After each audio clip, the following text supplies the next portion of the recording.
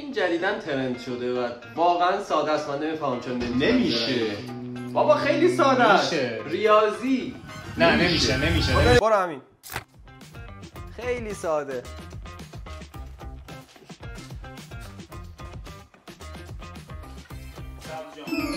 خب نمیشه. میشه. رضا برو. من گیمر. برو رضا. چرا پاهاش اینجوری؟ برو. خب نمیتونی الان برگردی به صورتیه. اکبر سا. برو.